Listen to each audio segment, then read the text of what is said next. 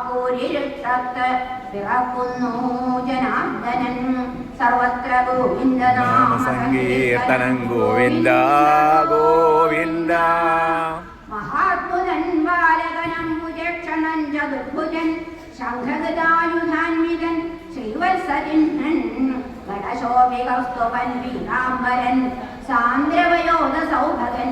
മഹാർഘവൈഡൂര്യകിരീടകുണ്ടലത്വിട്ടാൽ തിളങ്ങുന്ന സഹസ്രകുന്തളൻ വിശിഷ്ടമാം തോൾവള കാഞ്ചി കങ്കണം ധരിച്ചു മിന്നി വസുദേവ ദൃഷ്ടിയിൽ ഹരേ നാരായണ.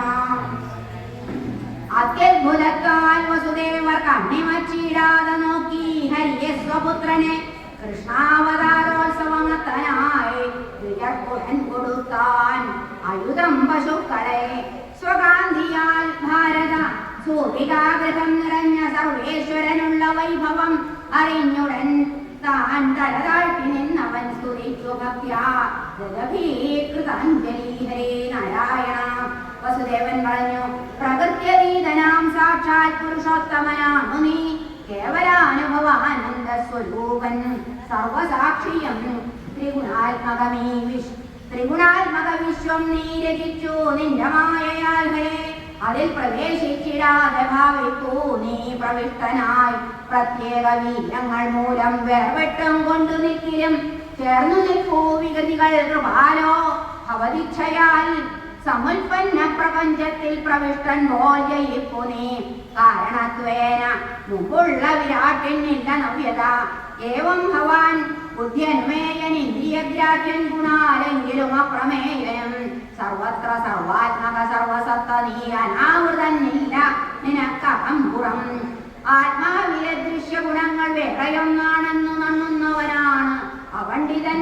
ദേഹാദി വസ്തുക്കളെ നാമമാത്രമായി കണ്ടിട്ടുകൂടി പൊരുളായി ധരിപ്പവൻ വരെ. ഗുണം വികാരം പ്രിയമൂന്നുമറ്റ നീ ദൃശ്യം രചിപ്പൂജനി മൃത്യുയുക്തമായി. ഗുണങ്ങൾ തന്നാശ്രയമാകയാൽ ഭവാൻ കർത്താവ് അതില്ലെങ്കിൽ അകർമ്മിതന്നെ നീ. ത്രിലോകരക്ഷയ്ക്കു ഭവാൻ സ്വമായയാൽ മരിപ്പുതൻ ശുക്ലത സത്വവർണമായി. സൃഷ്ടിച്ചുരക്കം സ്വരജസ്സിൽ നിന്നും അത്രയ്യത്തിനായി താമസകൃഷ്ണവർണ്ണവും. ഈ പാരിനൊട്ടുക്ക ഭയം പൊഴിച്ചുമൽ ദേഹത്തിൽ ഇപ്പോൾ അവതർന്നൻ ഈശനീ.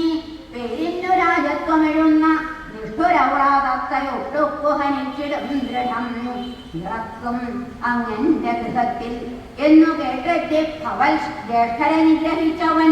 സ്വഭൃത്യർത്ഥം നീ അവതാര വാർത്ത കേട്ട് ഉടൻ വരും നിർദ്ദയനായുധത്തോടെ